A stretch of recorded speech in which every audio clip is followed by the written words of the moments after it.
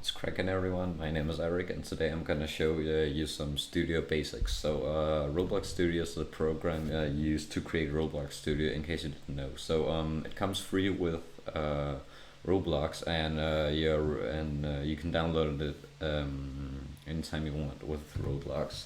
I do believe it comes automatically downloaded with Roblox, but in case it doesn't, you can find tons of tutorials on how to do it.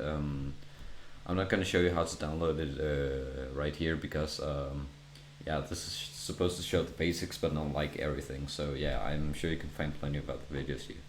But once you open Studio, you get like this main page. So you have My Games. If this is your first time and you haven't done anything with Studio yet, you shouldn't have anything. You can see I have different projects. So each of these projects have different names, and one project is one game. So you can see I have one called Future Funk Driving, which I'm working on now. That will be a separate game called Future Funk Driving, or an old one I did that's called Prison Life. That's also a separate game. So a project is basically a game. So you can work on your own game if you want for this demo I'm showing you, but if you're following a video called Studio Basics, then it's probably because you haven't done anything special yet, pardon me. So you might want to go over to the new tab. You also have recent archive, but that's something else. So when you go into new, you have all these kinds of templates. You can see you also have two sections called theme and gameplay. This is these are pre-built maps. You can see village, castle, so on, and gameplay, which actually not only have those themes or pre-built maps, but also have scripting in them and actual gameplay. So you can choose from those and just work a little on them. Usually I start from scratch. That's the kind of normal thing to do. You can choose a flat terrain, but base plate is by far the most popular one, or well used one, so I'm gonna choose that. This is like a completely blank space. And I'm not choosing flat terrain because we aren't gonna do terraining. I might show that in another video. Okay, so as you can see, you spawn in, you have this large plate, and you can move around freely. So you use W, A, S, and D, as you can see here. W forward, S backwards, D to the right side, A to the left side. So just like any other game or program. And then you can move the camera around by holding down right mouse button and then dragging your mouse along. Basically, the camera controls is the complete same as it is when you actually play Roblox, when you play Roblox game in-game. So I move around like this and then hold down right mouse button to move around the camera. Then you can also hold down Q to go straight down, and you can hold down E to go straight up, as you can see here. E, Q, and then E and Q to go down. It might sound a little complicated, but if you aren't used to it, you will pretty quickly get used to using W, A, S, and D and mouse at the same time. It's pretty easy. So now we've got some basic controls in place. So next thing I'm gonna do is introduce you to actually building. Then I'm gonna look at all the different tools, and then we're gonna look at the explore and properties. So first up is building, as I mentioned. For building, you have two relevant tabs here. You have home and modeling. I'll explain this a little later when we come to tool selection, but yeah. For now, just stick to the home page. This is like, I'll explain later, but this is like a featured page. This is all the necessary basic tools. Around about the middle, or a little to the left of the middle, you'll have this thing called part. You have this big icon that should be showing a cube, but it can also show other shapes, and a button down.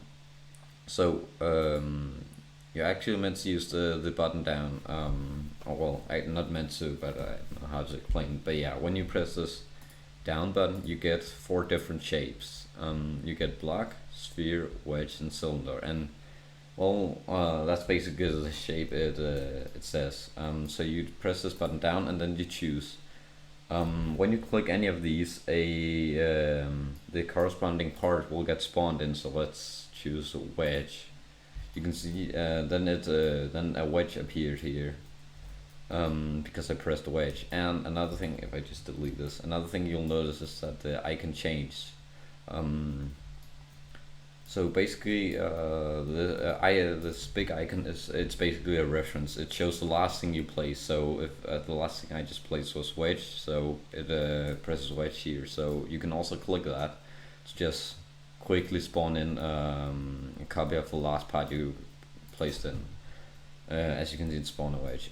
For now, I'm not gonna work with any complicated shapes. I'm just gonna work with the block. This is probably the most simple one. So you can see the symbol changed back to block because the most recent thing I spawned in is a block. And yeah, and it also spawned in a block. Yeah, so these 4 different parts is basically your your basic building blocks. This is the thing you use to build houses, your general maps, or anything else. This is your basic building blocks.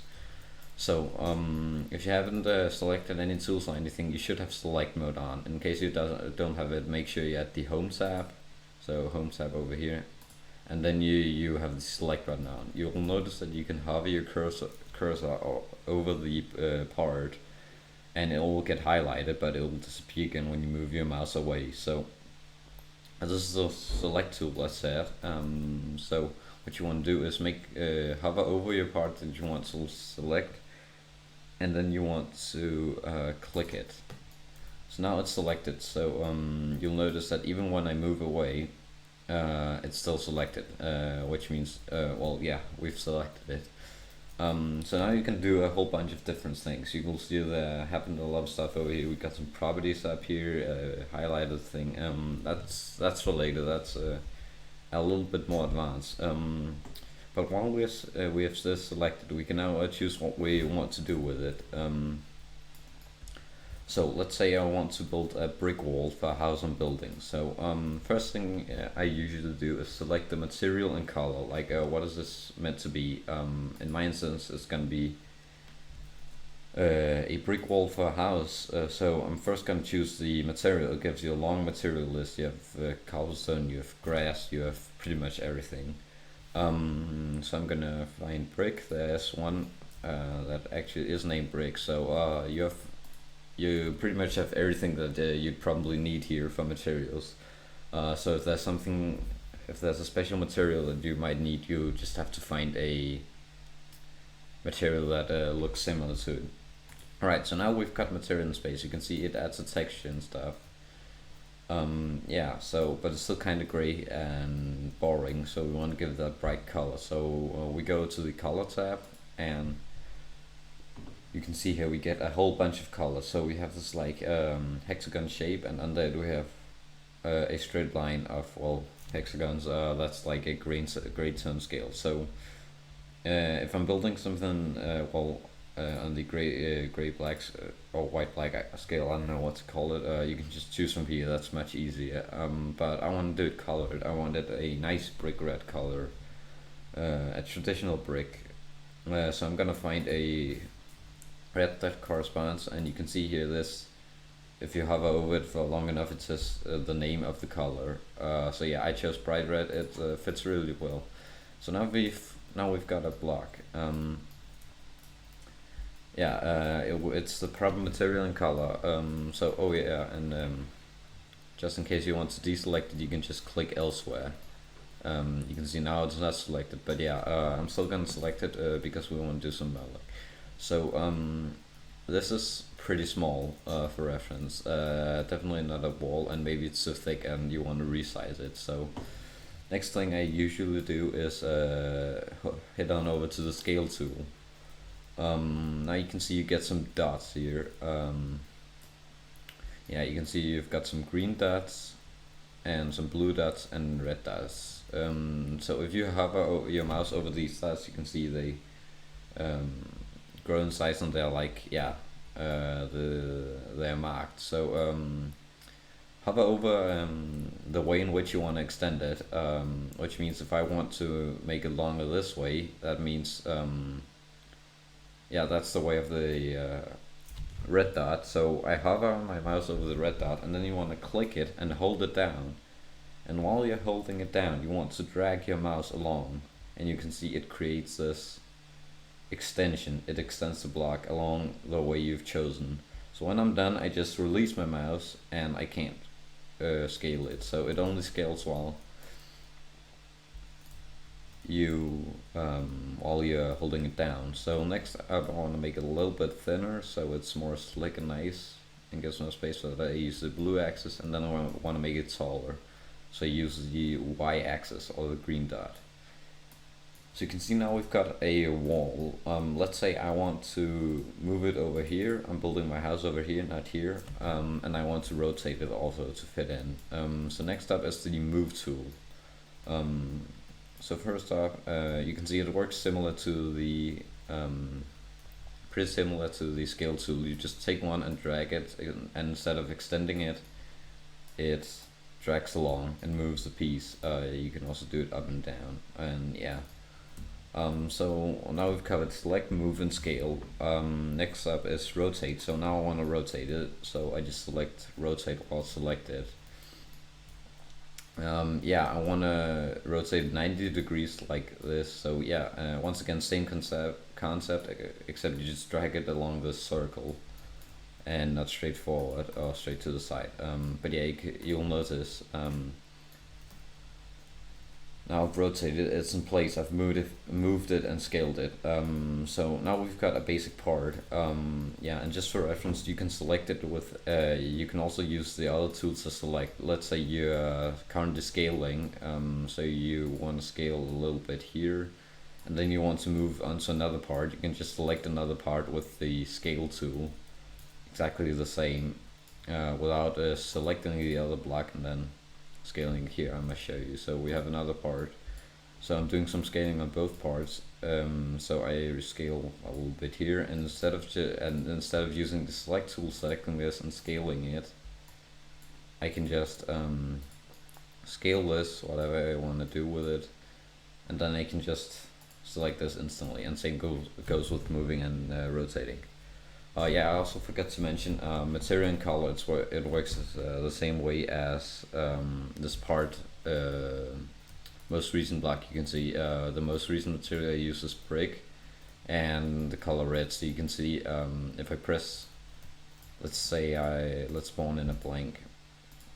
So you can see it will look roughly like this, a blank block. So last thing I worked on, let's say it was brick and bright red. So yeah, I can just use this and just choose these icons to get the correct color and match it. Yeah. Oh, and one last thing, you delete blocks by either pressing delete or going out into the Explorer. I'll explain this a bit later, but then you can select this and it will highlight the correct part, which you can right click and then click delete. Yeah, so that's most of the building covered. This is the basic homepage. Next up is the tool part. So you can see all of this is basically tools. You can see it's split into 5 primary tabs. You have the home, which I talked about earlier. This is like a feature page. It isn't dedicated to something special. It's just like a collection of all the other tabs. It takes the most necessary and most used and common tools and just collects them into one page, so it's easy to use. Usually I almost never go from the home page because every tool I need to use is here. But yeah, then we move on to model. This is dedicated to building. You can see we have all of our tools and transform.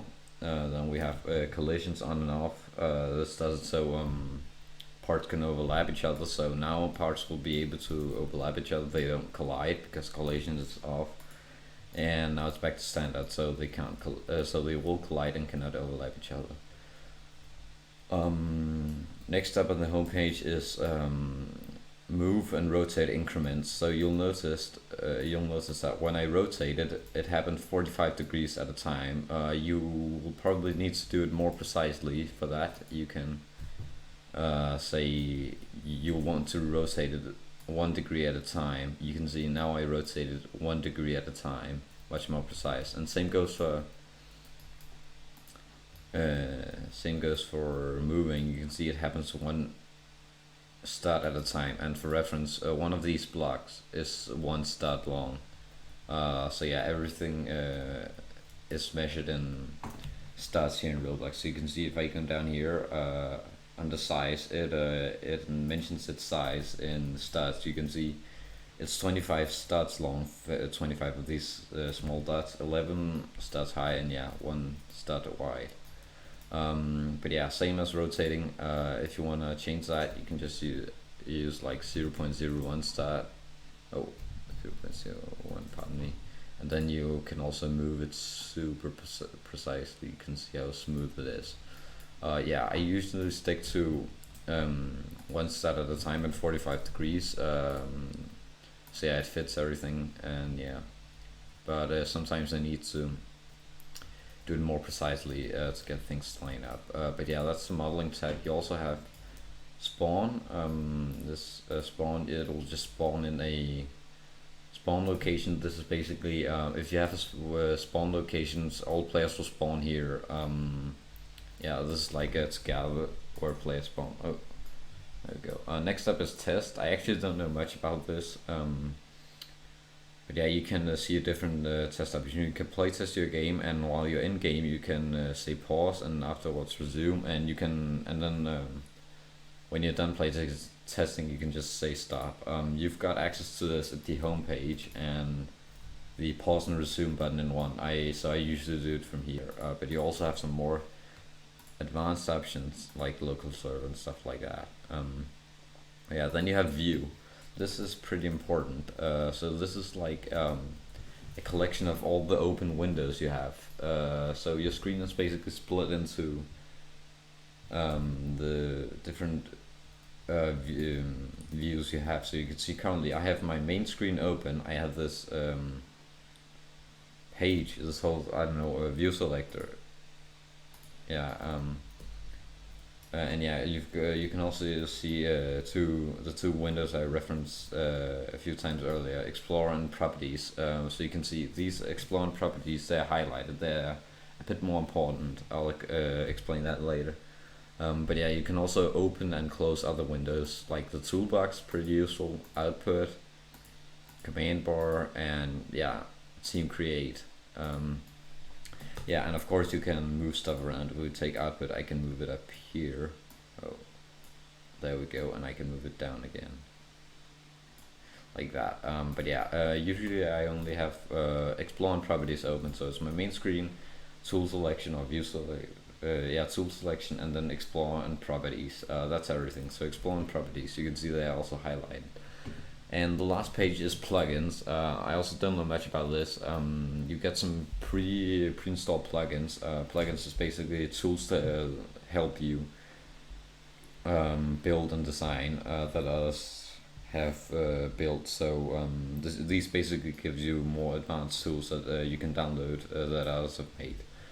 I don't really have any plugins, but yeah, you can download and stuff. I wouldn't recommend doing that if this is one of your first times doing studio. But yeah, this covers most of the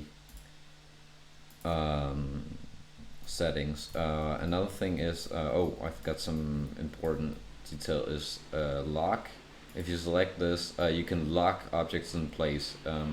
Let's say I'm done with this wall. I'm at places where I want it to be, and yeah, I'm done with it. So you can see I selected lock, pressed it, and now I'm done with locking. So you can see now I can't select it, I can't move it or anything. This is so I don't accidentally move it or yeah, accidentally do anything to it. If I do want to make some changes, I can just grab the lock tool and unlock it and deselect locking again. So another very important thing is anchoring. So when you spawn in game, you automatically pardon me, lol. You automatically, pardon me, I can't speak, but you automatically have the Roblox physics engine. It goes with the game. You can't do anything about it. So let's say I want to do a hovering part. So when I spawn in, it's gonna fall to the ground due to it being gravity affected. So to change that, I can anchor part or anything else. This basically does so it stays in place and isn't affected by physics. But yeah, let's just de-anchor it. Yeah, so that's everything done for with also a tool selection. So next up is the exploring properties. So why these are so these are probably these are two very special views. They are just like any other view, but these are, yeah, according to many, the two most important, which is why it's also featured. The Explorer shows everything you have in the game, everything the game consists of. So you can see if it's got everything: lighting, players, replicated first, replicated artists. This is stuff you don't need to know much about. Your GUIs and everything, starter players, sounds, everything. This is everything that your game consists of. Under workspace, you can see workspace, for example, is workspace is the part that shows everything that's physically in the game. You can see my part is here, and our base plate. So this large gray plate is actually the base plate, and you can't actually change it. You can't select it with the select tool, but if you select it out here, you can see here it's highlighted and selected. So now I can change it to, yeah, not that, this is pretty ugly, but usually you just make it like perhaps grass or something. Yeah, let's just do that. So nice, now it's nice green grass. And then basically the base plate is like any other part, and you'll notice it's anchored because otherwise the entire game would fall down, or the entire map. But yeah, that's works. For starters, you only need to know about workspace. Yeah, this is like the folder that contains everything that's physically in your game, all parts and map parts. So next up is properties. You can look at it. This is, well, basically the properties of it. You got color of stuff, material, but you also got some other things that you can't change via any of the tools. With any of the tool selections, what you need to go into property for. For example, transparency, you can't change that with modeling or anything else. So you need to go into properties. For example, transparency shows, well, how transparent it is. You can see I set it at 0.5, so it's 0.5 transparency. I can kind of see through it.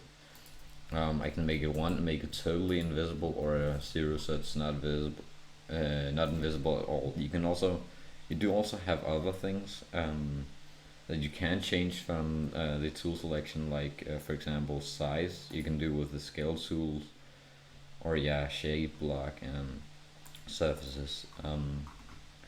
Another important property is you can also see anchored is also then the tool selection, but can collide also. It sees if you can collide with this exact block. Unlike collisions, it's just for everything, and collisions only helps you while you're building. So here you can say that this exact block shouldn't be able to collide, so players and other stuff can walk through it like it wasn't there.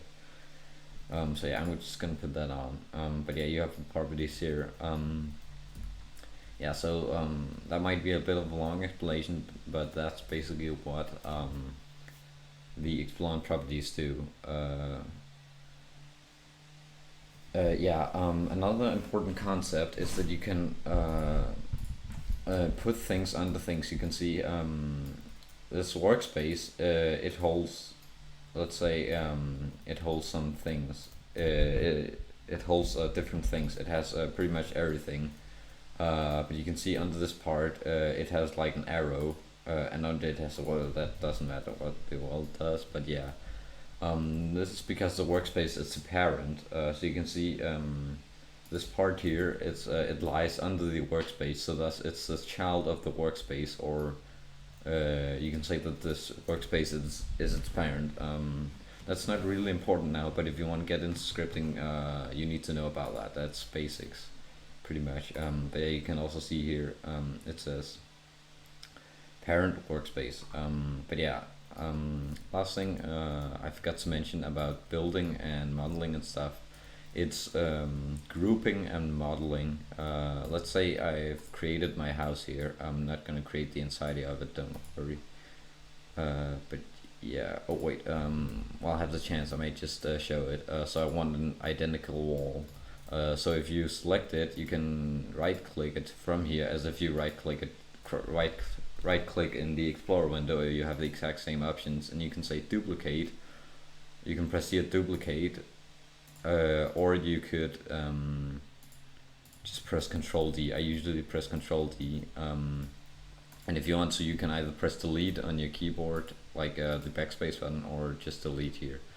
So let's duplicate this and rotate it so we get an exact copy of the wall. Oh, and another thing I also forgot to mention is that you can actually use the select button to move things. If you hold down a part and drag it, you can see you can loosely move it. You can't really do it as precisely as moving, but it's good for doing rough moving, like here. I don't need anything precise, so I just use select. So pretend that this is the entire house. So I want one part that's called house, so it's easier to manage, not just part.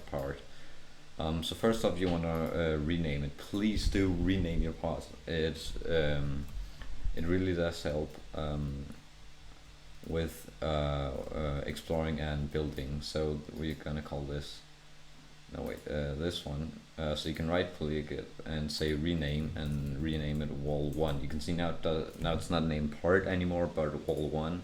And this we're gonna name wall 2. This is so that if you make changes, it's gonna be super easy, because you'll have a lot of parts and different objects in your workspace, so it'll really help you with orientation. So now we've named them, but we still want one part called house. So what we're gonna do is get the select tool, and you can do this drag thing. If it doesn't click anything and you drag it, it will just make this square here that you can use to select things. So you can see if we drag it over, so it has framed the two walls. The two walls will both be selected.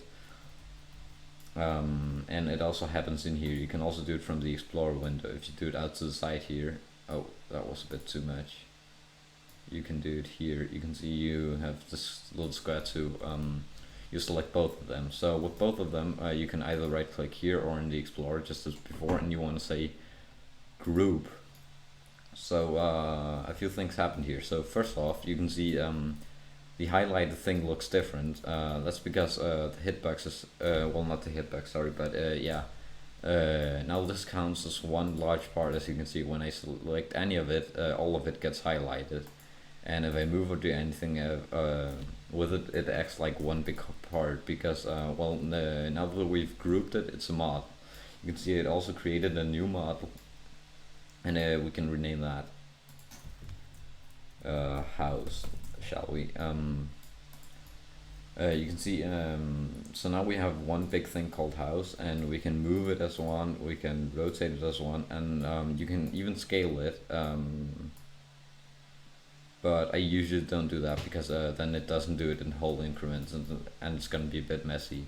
But you'll notice that under house you have this little arrow as like before, and when you open it up you have wall 1 and wall 2. Now, as mentioned earlier, well, these walls don't really matter, pardon me. But yeah, as mentioned earlier, now these two come together and are a child of the house model. So the model doesn't actually do anything. The model doesn't really exist, if you can say so. The model just, this model that we've decided to call house, just binds all the parts together, and is apparent to all the parts that it's grouped with. So you can close that, and then the house model is parent to the workspace. You'll notice now they aren't directly children of the workspace, but instead children of the house. You can see the parent house and the workspace, and then the house is child of the workspace, or has the workspace as parents.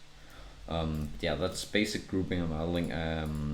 As union, negate, and separate, that's another stuff. That's other stuff which I might do in that specific building. Yeah, I might cover that in another video, but Yeah, that was everything covered for the Explorer and properties, all tools, basic building and camera movement. Last thing I'm gonna show you is saving and stuff. So now you've made your game, everything is ready. You might want to publish it. You can, if you go up here, you can say file. You have quite a few options here. You have save to file as. You have save to Roblox and save to Roblox as. Publish to Roblox, publish to Roblox as. So let's just look at one aspect of things. Normally, when you save any text document, I know, on Windows, for example, when you want to save a text document, you make a new text document, you can save it as and you can save it. First time you save something, I'd recommend saving it as, because this tells it where it's located, where it should stay, and allocates a place for it to save. After that, you can say save to file, for example. Then when you just say save, it just saves to the place where you've decided to save it as. That makes sense. So first time you save as, to allocate a space for it. Because it's the first time, so to say, and it doesn't really know what's it. So you find a place for it to be allocated, and then all the other times you can just say save. Because now it knows where to sort of go, if you can say it like that. So it automatically allocates itself to the right place. So yeah, that's but you'll still notice that you can save it to the file, you can save it to Roblox and publish it to Roblox. Normally I'd recommend saving it to Roblox. This will save the project under your Roblox Studio main page, as you saw earlier. This will put it on the main page. So because this is our first time, I'm gonna save it to Roblox as. So you can see here, now we get some basic info. You can see here, we need to give it a name. And YouTube, I'll just call it YouTube Demo Studio Basics. And then add a description, not optional. Create a me. You can also do a group if you have permission to do group games. I'd recommend just doing it for yourself, unless of course you're doing it for an actual group. And then you can give it a genre. Yeah, I'll just say all because it doesn't have a specific genre. And you can even say compatible devices. I usually turn off phone and tablets, so it's only computers just in case. And then if I do want to make it phone and tablet compatible, so I know it, and so I can script it so that it's specifically compatible. So it's only ready when I want it to be ready. And you can say create. So now it's created. You can see it gives it a randomized custom Roblox thumbnail and then the name and stuff. So now you can see, now we have access to, so now we've allocated the space in the Roblox Studio main page. So now we have unlocked, so to say, save to Roblox. And from now on, I'll just use save to Roblox. So that's one method. The other is save to file. I can still choose save to file as, or save to file. This won't save it to Roblox and Roblox's server. This will find a space in your own on your own computer and save it there, and not on Roblox's servers. So this will save it on Roblox's servers, and this will just save it on your own computer. You can use both of course. I do to have a copy of my game in case something goes wrong with saving it to Roblox. So you can choose to either save it to file or to Roblox or both.